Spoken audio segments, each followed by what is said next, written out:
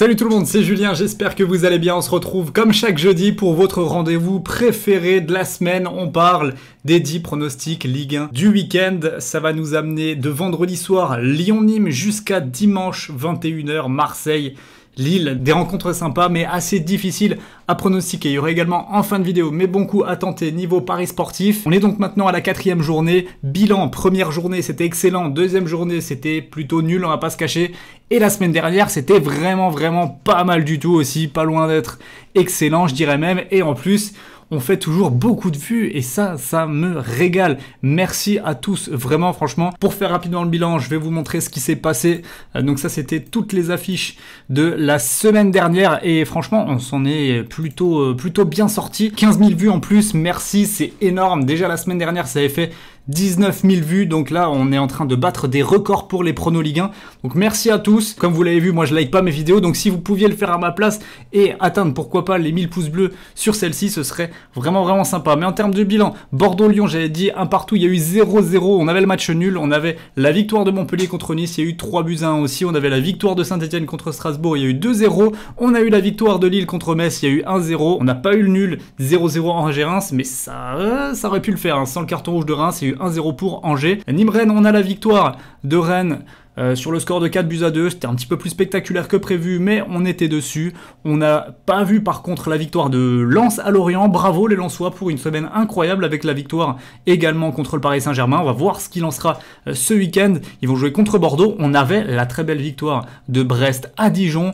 C'était sur le score de 2-0 grâce à un but. On avait presque le score exact sur celui-là. On l'a eu sur Monaco-Nantes, 2-1. Voilà, on n'a pas eu par contre la victoire de Marseille face à Paris, mais je vous avais expliqué que l'analyse elle allait être assez minimaliste sur ce match-là puisqu'il me manquait plein d'infos au moment de faire ma vidéo. Mais voilà, belle victoire des Marseillais sur un match classico bien électrique comme on les aime. C'était plaisant. En termes de pronostics, franchement, on n'est pas passé loin du gros carnage. La Bordeaux de l'Or, ça passe à 1,95. ASSE 2,13, ça passe. Brest 2,95, ça passe. Monaco nul et moins de 3,5 buts à 1,63, ça passe. Et il manquait juste un petit but du Paris Saint-Germain pour réaliser le grand chelem. On va le tenter, pourquoi pas, de le faire ce week-end, bien que j'ai peut-être pris un petit peu plus de risques ce week-end, vous allez voir. En tout cas, merci à tous ceux qui s'abonnent, merci à tous ceux qui like, et également, dans la description des vidéos, vous retrouvez juste ici, là, mon club VIP Paris Sportif, la teamparieur.fr. Si vous voulez vous inscrire, vous avez juste à cliquer dessus. Vous me rejoignez. Chaque matin en vidéo, je vous explique la carte du jour avec mes pronostics, mes paris sportifs. On fait de la gestion de mise aussi depuis le week-end dernier. 2 jours de gestion, 2 jours de gain pour le moment.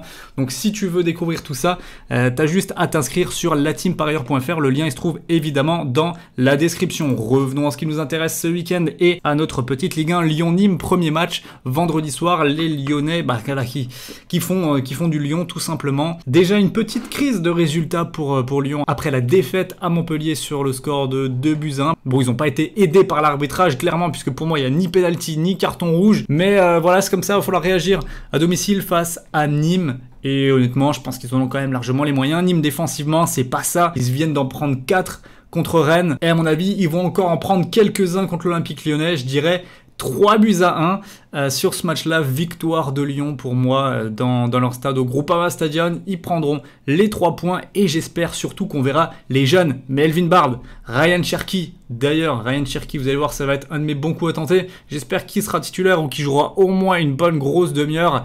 Mais voilà, il faut amener les éléments forts, le 109 à Lyon, pour que ça se bouge à fond sur le terrain, sachant qu'Aouar ne sera pas là puisqu'il est suspendu. Lens-Bordeaux maintenant, c'est l'un des 2 matchs du samedi. Et je félicitais les Lensois en préambule de cette vidéo et je réitère ça puisque vraiment bravo pour la semaine. Grosse semaine, victoire contre le Paris Saint-Germain. Même s'ils étaient diminués, on va demander à Metz. Diminué et à 9 contre 11, c'est quand même pas simple.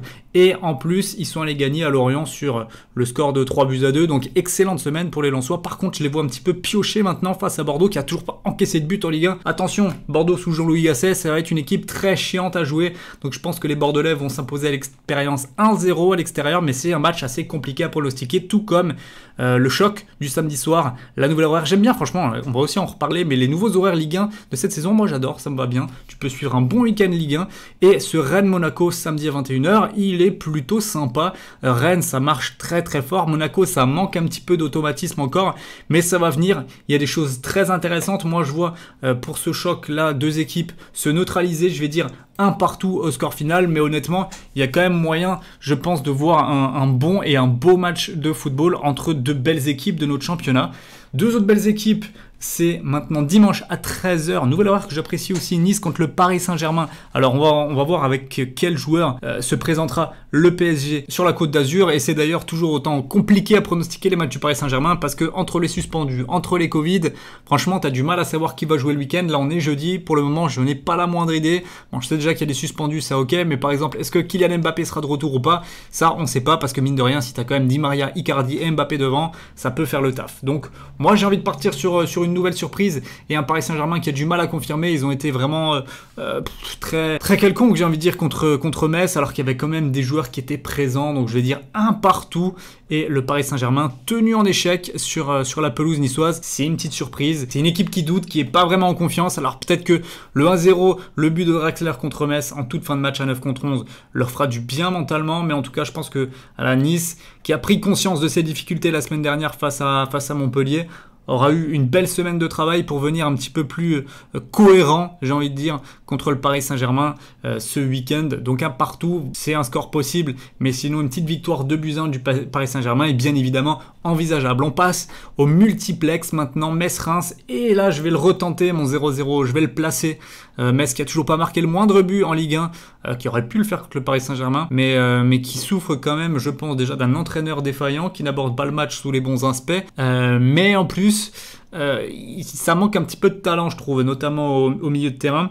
Donc attention, Reims qui joue ce jeudi soir son match de qualification en Europa League face à un club suisse, donc à voir ce que ça va donner. Alors où je vous tourne cette vidéo, je ne le sais pas, mais en tout cas je pense que physiquement ça va être compliqué pour les Rémois qui font déjà pas un bon début de saison. Donc attention, un petit 0-0 à l'extérieur, ce serait même pas forcément un mauvais point de prix pour le stade de Reims. Montpellier, Angers, là je vois les Montpelliérains enchaînés à domicile. De toute façon c'est une équipe qui perd très peu à la Mosson et face à Angers qui est quand même... J'étais confiant pour Angers en début de saison, mais je suis assez déçu de ce que je vois, faut l'avouer, malgré le fait qu'ils ont gagné la semaine dernière 1-0. Bon voilà, il y a eu un rouge, c'était quand même pas fabuleux dans le jeu, le but il est un petit peu gag. Donc voilà, je pense que Angers aura un petit peu de mal à l'extérieur face à Montpellier et je les vois assez logiquement céder. Strasbourg, Dijon maintenant, alors là on est sur deux équipes qui ont beaucoup de mal. À long terme, je vois plus les Dijonnais avoir du mal sur le reste de la saison. Je pense qu'il y a des solutions à Strasbourg pour que ça aille mieux. Il n'y a pas une mauvaise équipe, il faudra encore quelques recrues, notamment au milieu de terrain. Ça fait quelques semaines que je le dis maintenant, j'espère que ça va arriver pour le Racing. En tout cas, malgré ça, je les vois quand même s'imposer à la mélo sur le score de 2-1. S'ils ne gagnent pas ce match-là, honnêtement, il y aura vraiment des questions à se poser et peut-être l'avenir d'un entraîneur à revoir également. Thierry Loret, faut pas non plus pousser 3 matchs 3 défaites pour le Racing, c'est pas possible du tout ça. Brest-Lorient maintenant. Là, j'attends vraiment un gros et un beau match. Brest, alors ils ont fait le taf à l'extérieur, c'est assez surprenant, eux qui ont plutôt l'habitude de performer dans leur stade. Mais là, ils vont retrouver une équipe de Lorient qui est spectaculaire, qui encaisse pas mal de buts, qui en marque aussi. Et je vais partir sur un match nul très prolifique en termes de buts, 2 buts partout. Je pense que vraiment on peut se régaler dans ce match-là et avoir un affrontement de qualité. À 17h, Nantes reçoit l'AS Saint-Etienne. Alors les Stéphanois, ils ont fait 2 matchs de victoire. J'ai pas encore le résultat de Marseille-Saint-Etienne au moment où je fais cette vidéo. C'est un petit peu gênant d'ailleurs, je dois vous le dire. Mais en tout cas, l'AS Saint-Etienne a bien débuté, 2 fois 2-0, mais c'était contre 2 adversaires pas ouf, on va pas se mentir. Et je pense qu'à la Beaujoire, ça va quand même être une autre histoire, de la même manière que ça va être une autre histoire au stade Vélodrome ce jeudi soir. Si vous voyez cette vidéo avant Marseille-Saint-Etienne, d'ailleurs, je pense pas que Marseille perdra ce soir contre Saint-Etienne, en tout cas, ça me surprendrait. Il y a peut-être des pronos à prendre dans ce sens-là.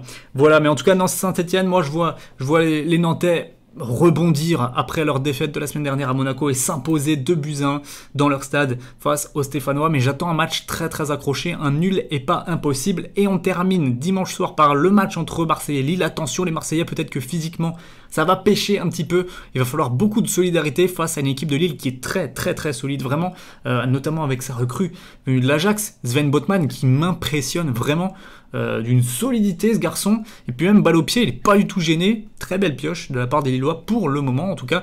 Donc attention, ça va être serré. Lille offensivement, je suis pas convaincu quand même. Donc moi je m'attends à un match avec peu de buts. Je vais dire match nul, un but partout, mais même un 0-0 en soi me surprendrait pas. Je pense qu'on aura vraiment pas un grand spectacle dans ce match-là. Et on termine cette vidéo avec mes bons coups à tenter de ce week-end. Cherki, buteur pour commencer. 3-0-3. Cherki, j'espère qu'il sera titulaire, j'espère qu'il va jouer, le mérite dans cette équipe. Voilà, maintenant Traoré va partir à Aston Villa pour quasiment 20 millions d'euros. Il y a de la place devant. Depay est en instance de départ également du côté du Barça. Karl Toko Ekambi, c'est pas ouf. Dembélé, c'est pas ouf. Cherki doit jouer. Cherki, c'est un profil que Lyon n'a pas sur le terrain, donc il doit être là. Et je pense qu'il sera buteur, je pense pas qu'il décevra face à Nîmes. 3-0-3, très belle cote, je le tente. Je tente également d'autres buteurs, c'est Guirassy ou Ben Yedder, côté à 1,75 sur le match entre Rennes et Monaco samedi soir. J'espère voir du spectacle et des buts. Les deux buteurs, les deux numéros 9, attitrés, puisque Mbaye Niang semble se faire déposséder son titre par Guirassy qui a fait un excellent match la semaine dernière. On peut également placer dans les bons coups à tenter Strasbourg à 1,67. Bon, je suis peut-être pas totalement objectif lorsque je dis ça, puisque je suis strasbourgeois, vous le savez peut-être maintenant, mais en tout cas en 67, je trouve que ça se tente. Strasbourg à domicile à la Méno, ça doit gagner face à Dijon. Je prends également le plus de 2,5 buts entre Brest et Lorient, côté à 2, ça me semble assez haut, même le plus de 5 buts à tenter.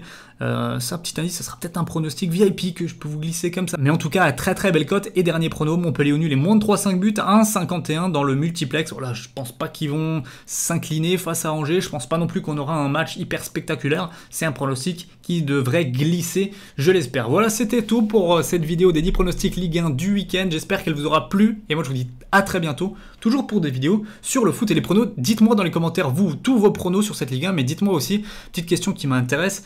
Qu'est-ce que vous aimeriez bien voir sur la chaîne en termes de contenu, pronostic, peut-être débrief sur la Ligue 1 aussi, peut-être se spécialiser sur la Ligue 1. Faites-moi vos propositions dans les commentaires et moi je vous dis à très bientôt, passez un bon week-end et profitez du foot. Ciao.